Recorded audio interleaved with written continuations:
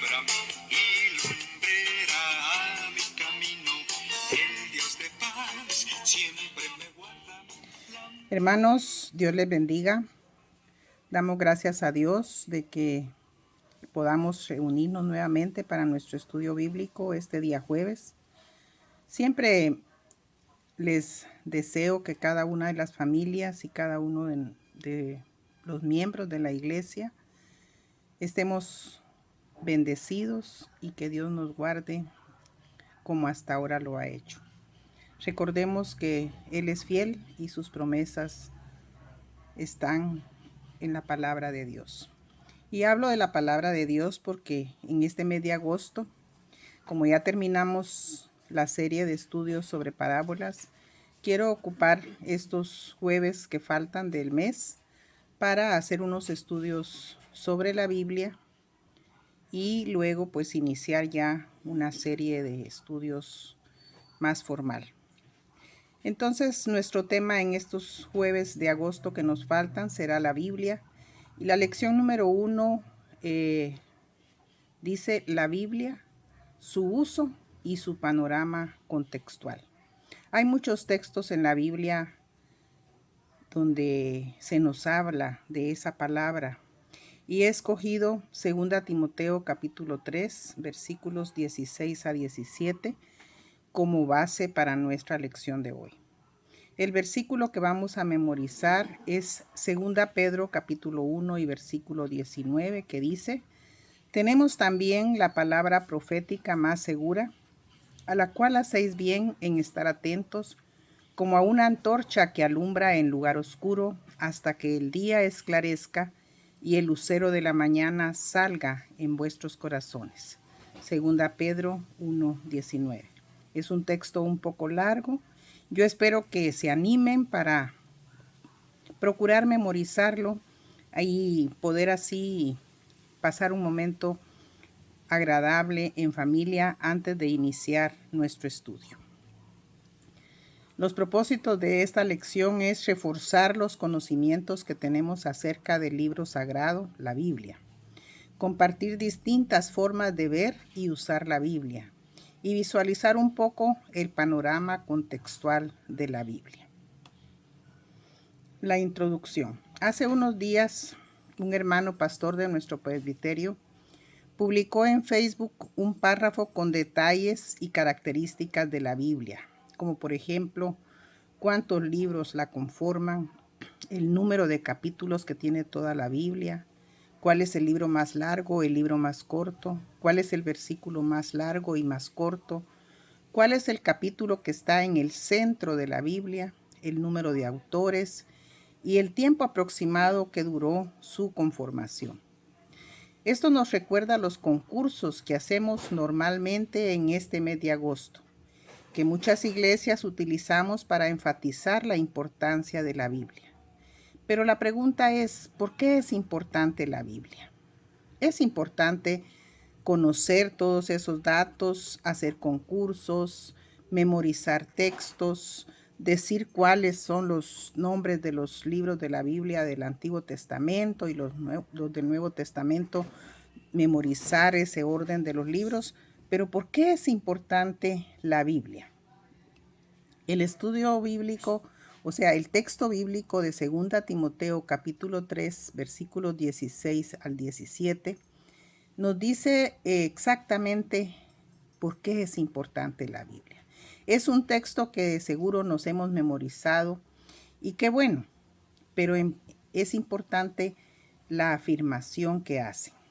En primer lugar, afirman que toda la escritura es inspirada por Dios. Y este es un tema muy interesante.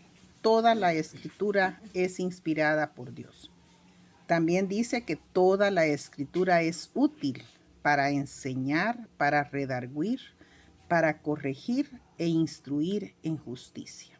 Y toda la escritura tiene el propósito de que el hombre de Dios sea perfecto, enteramente preparado para toda buena obra.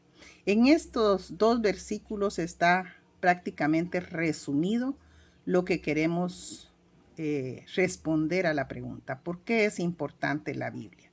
En primer lugar, porque es inspirada por Dios. No son libros comunes y corrientes y escritos por hombres ciertamente, pero iluminados, inspirados por Dios.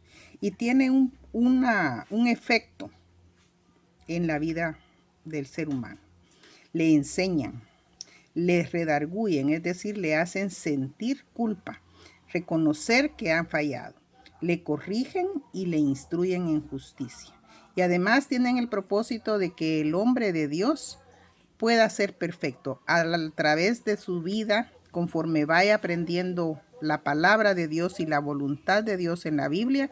El ser humano va perfeccionando su forma de ser hasta que ya está preparado para toda buena obra. Ahora, el uso que se le da a la Biblia, eso es un tema muy interesante. Fíjense, hermanos, que muchas veces las personas, como se nos ha dicho, los pastores nos han enseñado, los maestros, muchas personas usan la Biblia como que fuera un talismán o un objeto que tiene cierta magia y que si se coloca abierta en determinado versículo, en determinado texto, eso nos va a proteger, por ejemplo, durante el sueño, de que ningún mal nos llegue, etc. Pero la palabra de Dios, la Biblia, no es un talismán, no es un objeto mágico, no tiene ninguna, en sí mismo el libro no tiene ningún poder.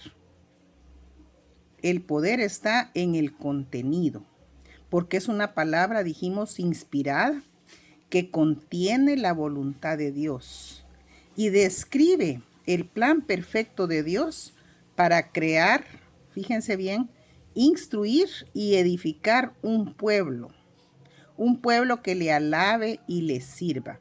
Desde la creación vemos nosotros y a través de todo el recorrido bíblico el propósito de Dios de crear un pueblo perfecto, apartado para Él, solamente dedicado a alabarle y servirle. Claro, ese plan inicial falló con el pecado y a través de esa falla viene una serie de eventos que siempre manifiestan ese propósito de Dios, pero que al final tienen un desarrollo diferente. Es la revelación de Dios. En sus 66 libros se registra todo lo que Dios quiso darnos a conocer, lo que Él quiso revelarnos para nuestro crecimiento como sus hijos, como su pueblo, como cristianos en el mundo. No le falta ni le sobra. Por lo tanto, no se le añaden profecías ni se omite nada del canon sagrado. Cuando decimos canon sagrado es exactamente lo que está escrito en esos 66 libros. Esa revelación está completa. Después de esa última página de la Biblia, ya no se le añaden otras porque ya el Señor reveló lo que Él quiso revelar. Y hay personas que hasta el día de hoy están agregando profecías, pero la misma palabra dice que no se deben de agregar ni quitar, ni siquiera una coma, ni siquiera una letra. También el texto bíblico, la Biblia, es un testimonio, es decir, es un registro testimonial de todos los acontecimientos ocurridos en el transcurso de siglos, desde la creación, la caída del hombre, el proceso de la redención hasta los últimos tiempos. En forma sencilla resume el propósito de Dios desde el principio de la humanidad hasta el fin. Y es también un libro de texto, un texto al cual los cristianos acudimos para obtener información del plan de Dios, para conocer la voluntad de Dios y para afirmar nuestra fe. Nosotros no vamos, como libro de texto, no vamos a encontrar ahí respuestas para nuestros exámenes que hacemos cuando estamos en la escuela, en la universidad, pero vamos a conocer en ese libro, si lo consultamos, el plan de Dios, la voluntad de Él y, como decía, afirmar nuestra fe a través de la información que ahí hay. Por eso nosotros, hermanos, tenemos que leer la Biblia y la compartimos. Como yo les decía hace un momento, la Biblia como libro propiamente no tiene poder. Mientras nosotros no lo abrimos y lo leemos y asumimos esa palabra que está ahí, no tiene sentido. Por eso muchos pastores dicen que no tenemos que memorizar, porque la memorización pareciera que nada más es un ejercicio. Yo lo hago, me aprendo un versículo y luego ya me desentiendo de la palabra. Pero la idea es memorizar los textos para que en el momento que yo tengo una necesidad espiritual, un momento difícil en mi vida, yo pueda traer ese versículo que me aprendí para que me fortalezca, para que me anime, para que me dé gozo, para que me ayude a solucionar una situación difícil. Entonces hay que leerla para poder hacer que esa palabra haga efecto. Un cristiano puede vivir una vida fiel, alejado del pecado, una vida muy de oración, pero si nunca lee la Biblia, nunca va a conocer la voluntad de Dios. Y también debemos y somos responsables de compartir esa palabra. A través de los siglos la palabra de Dios se ha compartido. La comparten los maestros, la comparten los pastores al predicar, la comparten las personas, diáconos, diaconisas y personas que visitan hogares, y así la Biblia se va dando a conocer. Ahora, cuando hablamos de panorama contextual de la Biblia, tenemos que decir primero que se le llama contexto a ese espacio en el cual se desarrolla la palabra de Dios, que tiene que ver con lo geográfico, lo social, lo económico, lo político, cultural, en que se desarrolla el texto bíblico. Si nosotros pensamos en el libro de Génesis, por ejemplo, ese libro fue escrito y formado en un espacio geográfico, social, económico, político y cultural muy diferente al libro de los Hechos, por ejemplo, o al Evangelio de San Mateo. Eso es el contexto. ¿Qué pasaba alrededor de la persona que escribió el texto bíblico? ¿En qué espacio geográfico, en qué parte del mapa se ubicaba? ¿Cómo era la economía de ese tiempo? ¿Cómo era lo político? ¿Cuál cultura era? Y para entender la Biblia debemos conocer ese contexto. Si usted lee, por ejemplo, el libro de los Hechos, debe tener mapas para saber cuál es el contexto geográfico en donde se va desarrollando los eventos que narra el libro de los Hechos. En el Evangelio, igual, nosotros miramos que dice que Jesús fue de una ciudad a otra y es importante ver ese contexto geográfico. En lo social, cuando encontraba una persona pobre, extremadamente pobre, cuando encontraba enfermedad, ese era el ambiente social, económico, político, el gobierno romano o cualquier otra dominación como la hubo en el Antiguo Testamento.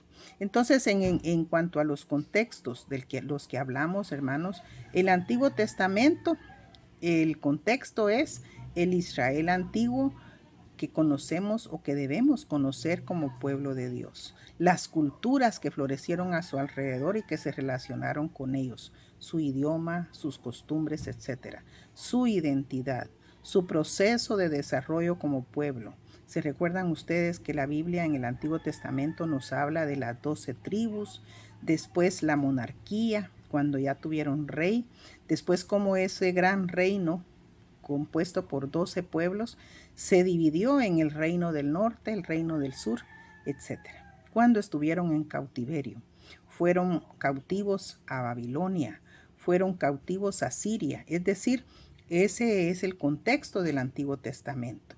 Y el protagonista, el pueblo de Dios y todas las culturas cercanas y todos sus enemigos, sus profetas, sus reyes, etc. Y el Nuevo Testamento tiene un contexto diferente porque su desarrollo histórico también es diferente. Siempre en la escena está un pueblo de Dios, pero vive en diferente época. Bajo el dominio político de Roma y bajo el dominio cultural de Grecia. Por eso se escribe también en griego.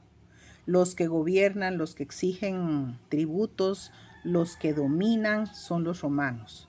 Pero la cultura que impera en ese marco geográfico es la cultura griega. Hay una forma de vida diferente en condición de extrema pobreza bajo el dominio cruel de los romanos. Eso, hermanos, es importante que ustedes lo analicen, ¿verdad? ¿Cómo fue el contexto en que se formó el Antiguo Testamento con sus 39 libros y cómo fue el contexto donde se desarrolló el Nuevo Testamento con sus 27 libros? Esos 39 libros más 27 libros es lo que nosotros llamamos el canon bíblico.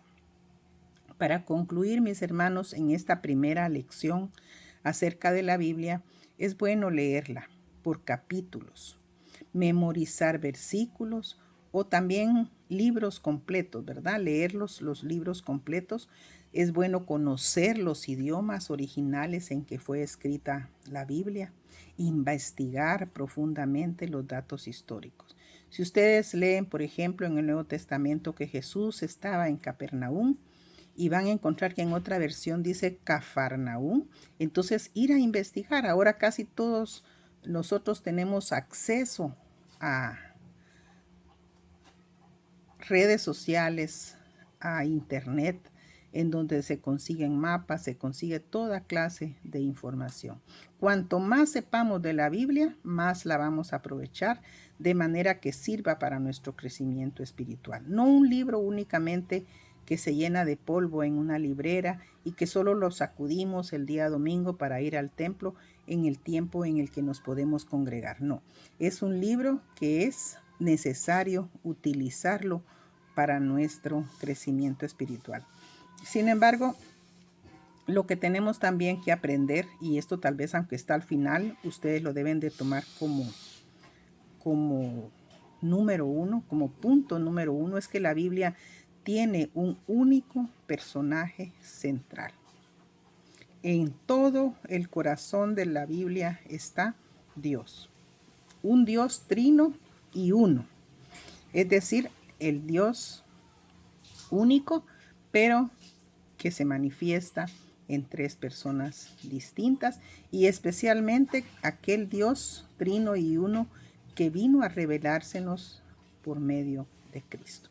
Entonces es cristocéntrica o teocéntrica. Y lo segundo es importante, que se cumpla el propósito de la palabra. No es únicamente que digamos, bueno, de memoria, ¿verdad? Toda la escritura es inspirada por Dios y que se cumpla el propósito. ¿Y qué dice el versículo 17 en el capítulo 3 de la segunda carta a Timoteo? A fin de que el hombre de Dios sea perfecto, enteramente preparado para toda buena obra. Que Dios les bendiga y que nos ayude para en este mes de agosto darle a la palabra el énfasis que siempre acostumbramos darle.